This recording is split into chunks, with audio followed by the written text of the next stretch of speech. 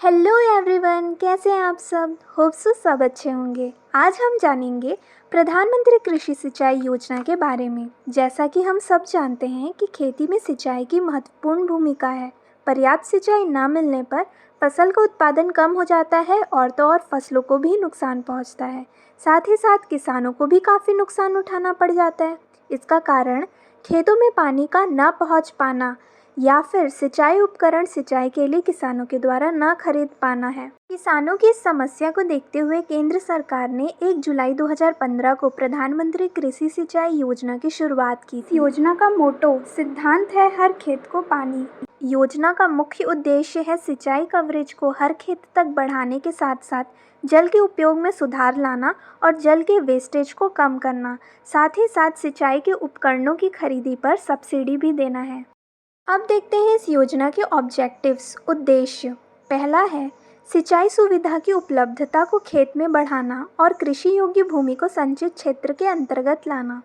दूसरा है खेत में ही जल के उपयोग में सुधार करके जल की बर्बादी को कम करना। तीसरा पॉइंट है टेक्नोलॉजीज के माध्यम से जल सोर्स का एकीकरण, वितरण और प्रभावी उपयोग करके जल का प्रभावी रूप से उपयोग करना। फोर्थ पॉइंट है प्रिसाइज इरिगेशन, सूक्ष्म सिंचाई जैसे कि स्प्रिंकलर इरिगेशन, ड्रिप इरिगेशन या फिर दूसरे पानी बचाने की तकनीक को बढ़ावा देना और साथ ही साथ उनको अपनाना।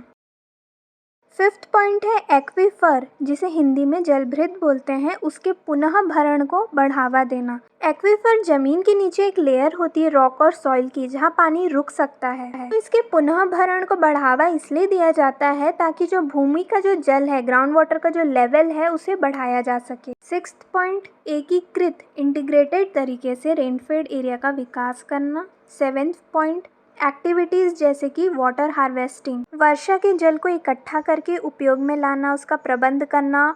साथ ही साथ मौसम और वर्षा के आधार पर फसलों को लगाने की प्लानिंग करना। Eighth point peri urban agriculture, मतलब शहरी इलाकों के पास खेती करना और उसमें जो म्युनिसिपल वेस्ट वाटर है, मतलब कि जो घरों से वेस्ट पानी जो निकलता है, उसको ट्रीट करके उसे फिर से खेती में इस्तेमाल करना। लास्ट पॉइंट है कि सिंचाई की तरफ बड़े प्राइवेट इन्वेस्टमेंट्स को आकर्षित करना, जिससे कि कृषि के प्रोडक्शन और प्रोडक्टिविटी में वृद्धि हो और साथ ही साथ फार्म के इनकम में भी वृद्धि हो। अब देखते हैं प्रधानमंत्री कृषि सिंचाई योजना का इम्प्लीमेंटेशन। तो नेशनल लेवल में नीति आयोग के उपाध्यक्ष वाइस चेयरपर्सन की अध्यक्षता में नेशनल एग्जीक्यूटिव कमेटी NEC द्वारा लागू किया जाता है। इसकी निगरानी inter ministerial national steering committee NSC के द्वारा किया जाता है। स्टेट लेवल में अगर देखें तो इरिगेशन रिलेटेड जितने भी प्रोजेक्ट्स होते हैं उसको पास करना, लागू करना, उसकी निगरानी करना, ये सारा काम कौन करता है? तो स्टेट लेवल सैंक्शनिंग कमेटी। प्रधानमंत्री कृषि सिंचाई योजना के तहत अगर केंद्र और राज्य की हिस्सेदारी देखें तो केंद्र का 75% है और राज्य का 25%। वहीं नॉर्थ ईस्टर्न और हिली स्टेट्स के लिए 90% केंद्र के द्वारा और 10% राज्य के द्वारा। कंपोनेंट्स को मिला के प्रधानमंत्री कृषि सिंचाई योजना को तैयार किया गया है। वो कंपोनेंट्स हैं, पहला accelerated irrigation benefit programme AIBP, त्वरित सिंचाई लाभ कार्यक्रम। इसका मंत्रालय है जल शक्ति मंत्रालय और इसे शुरू 1996 में किया गया था। इसके तहत जितने भी माइनर, मेजर या नेशनल इरिगेशन प्रोजेक्ट्स चल रहे हैं उनको जल्द से जल्द लागू करने के उद्देश्य से इसे शुरू किया गया था। इस योजना का दूसरा कंपोनेंट है हर खेत को पानी। इसका मंत्रालय है जल शक्ति मंत्रालय। हर खेत को पानी का उद्देश्य है भूजल, जो ग्राउंड वाटर होता है, उसका विकास करना, माइनर इरिगेशन के माध्यम से नए वाटर सोर्सेस को बनाना। जहाँ पानी की मात्रा पर्याप्त है वहाँ से पानी को ऐसी जगहों में मोड़ना जहाँ पानी की कमी हो।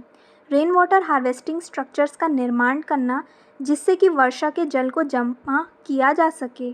पहले से बने हुए कुएं, तालाब आदि को सुधारना, नवीनीकरण करना, मरम्मत करना। तीसरा कंपोनेंट है वाटरशेड डेवलपमेंट। इसका मंत्रालय है ग्रामीण विकास मंत्रालय। इसका उद्देश्य पॉन्ड, डैम, टैंक, बर्न्स बना के बहते हुए पानी, जो रन ऑफ वाटर है, उसको स्टोर करना और उसे यूज़ में लाना। साथ ही साथ सॉइल मॉइस्चर कंजर्वेशन के लिए ज़्यादा से ज़्यादा पेड़ लगाना, रिज एरिया और ड्रेनेज लाइन को ट्रीट करना ताकि पानी लंबे समय तक एक जगह पे रोका जा सके, जिससे कि पर्कोलेशन होगा और जल स्तर में वृद्धि आएगी। वाटर हार्वेस्टिंग स्ट्रक्चर्स का निर्माण करना ताकि वर्षा के पानी को स्टोर किया जा सके और बाद में उसे उपयोग में लाया जा सके। नेक्स्ट कंपोनेंट है पर ड्रॉप मोर क्रॉप। इसका मंत्रालय है कृषि एवं किसान कल्याण मंत्रालय और इसका उद्देश्य है इरिगेशन प्लान का प्रबंध करना, तैयार करना, अप्रूव करना और उसकी निगरानी करना।